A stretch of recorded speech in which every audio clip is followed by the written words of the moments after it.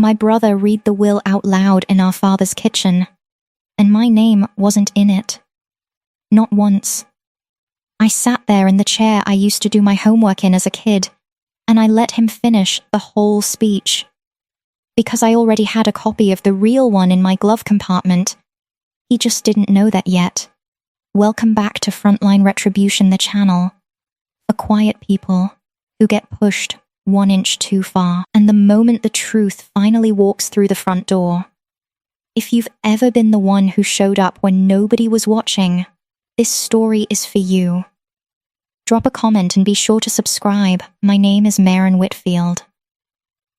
I'm 34, and until 3 months ago, I was a hospice nurse at Mercy Health in Toledo, Ohio, the same hospital where I used to visit my dad on my lunch breaks. Still in scrubs, still smelling like antiseptic, just to sit with him for 20 minutes before my next shift. My brother Derek is 39. He lives 40 minutes away in Perrysburg, in a house with a pool he refinanced twice.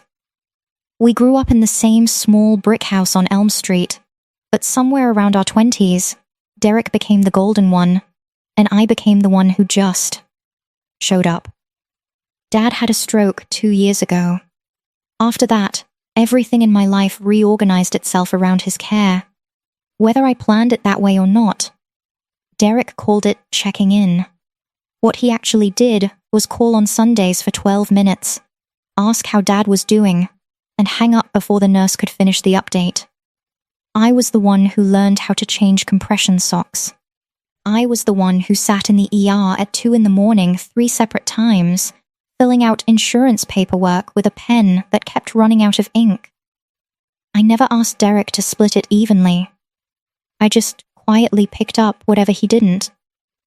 There was a home health aide named Rosa who came on weeknights so Dad wouldn't be alone after his second fall. What I never told anyone, not Derek, not even my roommate, was that I paid for those extra hours myself. $180 a week, out of my own paycheck, on top of what insurance covered. I told people Medicaid handled it. It didn't.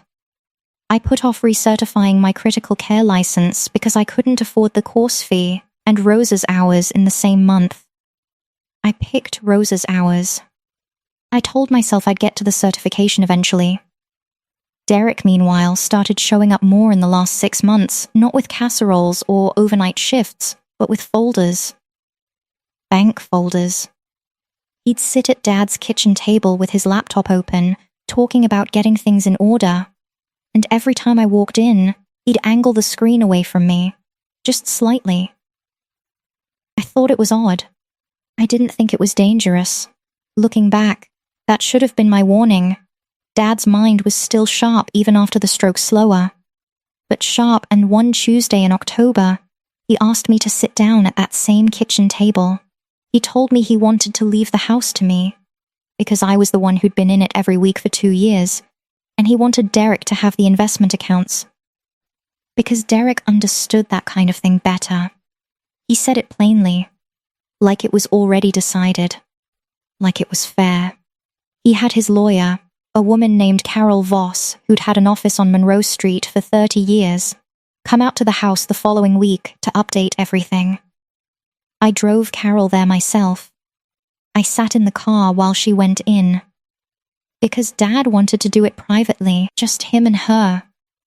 I didn't think anything of that either. Dad passed away on a Thursday morning in January, with Rosa's replacement holding his hand because I was stuck in traffic on I-75, and Derek was at a work conference in Columbus. I got there 4 minutes after he was gone. I still think about those 4 minutes more than almost anything else in this whole story. The funeral was small. Derek gave a eulogy about Dad teaching him to fish, which was true and touching, and left out that Dad hadn't been able to hold a fishing rod in 6 years because of the stroke, in a part of his life Derek mostly missed. I didn't say anything. I just sat in the front pew in a black dress I'd bought on clearance, doing math in my head about how I was going to afford both rent and the credit card I'd put Rosa's last invoice on. 3 weeks after the funeral, Derek called a family meeting at Dad's house, his house. Technically, still, for a little while longer. He sat at that same kitchen table with a folder, and this time he didn't angle the screen away. He read from a will I'd never seen before. In it, the house went to him. The investment accounts, split between us, 70-30 in his favor. His reasoning, delivered calmly, like he'd rehearsed it in the car.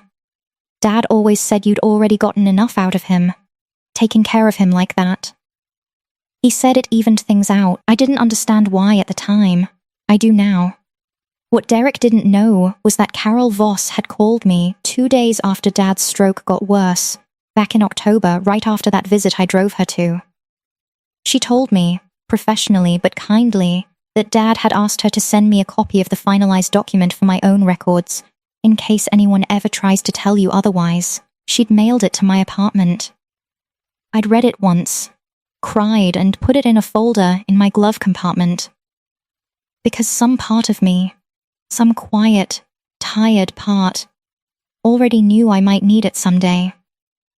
I didn't say anything that day at the kitchen table. I let Derek finish. I let him look almost disappointed that I wasn't fighting him on it. Then I said I needed some time to process everything, and I left. The next 6 weeks were the hardest of my life, and it had nothing to do with money at first. It had to do with the silence. Derek stopped calling entirely, now that there was nothing left to manage between us. I moved out of my 1-bedroom into a 500-square-foot studio on Sylvania Avenue, because my rent had crept up to $950, and my hours at the hospital had been cut when a new scheduling system rolled out. I ate a lot of rice and canned beans that winter, the kind of meals you don't photograph or mention out loud. I slept with 2 blankets because I was keeping the thermostat at 60 to save on the gas bill. I remember standing in the shower one night, water not quite hot enough, doing the math out loud to myself: rent, the recertification course I still hadn't taken, the credit card from Rosa's last invoice, and just standing there until the water actually did run cold. Nobody called to check on me. Not Derek. Not the cousins who'd been so warm at the funeral. I understood, in a way I hadn't fully let myself understand before, that showing up for someone quietly for 2 years doesn't always make people show up for you back. Some nights I'd drive past Dad's old house just to see the porch light on, because Derek hadn't sold it yet, and some part of me needed to see that the house was still standing even if it wasn't mine anymore. The turning point came on an ordinary Tuesday, the kind of day nothing is supposed to happen on. I was cleaning out my car, the same car Carol Voss had ridden in that October afternoon, and the folder slid out from under the passenger seat where it had settled months earlier. I sat in the driver's seat in the parking lot of my apartment building and read the real will again. Slowly this time, all the way through. And I noticed something I'd missed the first time. In the fog of grief, it was signed and notarized the same week Derek started bringing those folders to the kitchen table. Carol Voss had dated it. Carol Voss had witnessed it. Carol Voss was still practicing law on Monroe Street. I called her office the next morning. I didn't raise my voice. I just asked her, calmly, whether the document Derek had read out loud at that meeting could possibly be considered valid, given that she'd filed a different, later one on Dad's behalf. There was a pause on the line. And then, she said the sentence I'll remember for the rest of my life, Maren. There is no other will. I never drafted a second one. Whatever your brother read to you, I didn't write it. The next phone call explained everything. Carol requested the document from Derek's estate attorney and compared it against her own file. The signature didn't match Dad's not closely enough to survive a forensic review, which she said delicately would not go well for whoever drafted it. She also found something else. Dad had left a short voice memo on his phone the week before he passed, meant for Carol, that he'd apparently forgotten to send. In it, tired but clear, he said he wanted to make sure Maren gets the house. No matter what Derek tries to say about it later, she's the one who was here. Carol had never heard it until she pulled his old phone records as part of reviewing the file. I didn't go in loud. I didn't go in for revenge. Exactly, I went in with paperwork. Because paperwork was the only language that had ever actually protected me in this family. Carol filed to contest the fraudulent document with the county probate court, attaching the notarized original, the signature analysis, and the voice memo as supporting evidence. Derek was notified by mail, the same way I'd been notified of my exclusion 3 months earlier. He called me for the first time in 6 weeks, and his voice had a different shape to it than I remembered. Smaller, he said. We can work this out between us. We don't need lawyers for this. Which was almost funny, considering he was the one who'd started with a folder and a forged signature. I told him Carol would be handling all further communication. Then I hung up, and for the first time since January, I didn't replay the conversation in my head all night. The probate court ruled in 6 weeks, faster than Carol expected, partly because the forensic signature report was unambiguous. The original will was reinstated.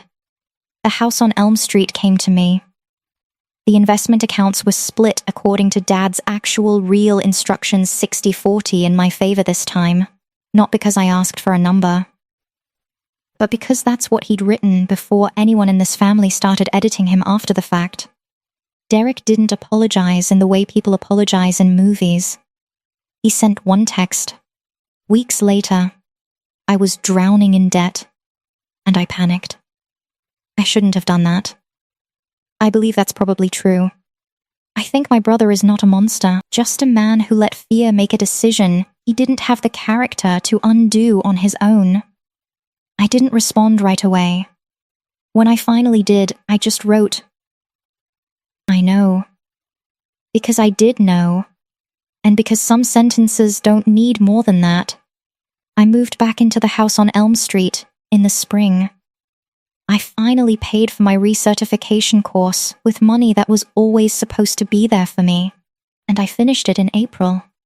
I still think about those $180 a week I never told anyone about, and how strange it is that the thing I hid because I thought it made me look foolish spending money I didn't have on a woman named Rosa so my father wouldn't die alone in a room turned out to be the quiet proof of who actually showed up. Nobody has to see you carrying something for it to be real. I learned that the hard way, and I'm not sure I'd have learned it any other way.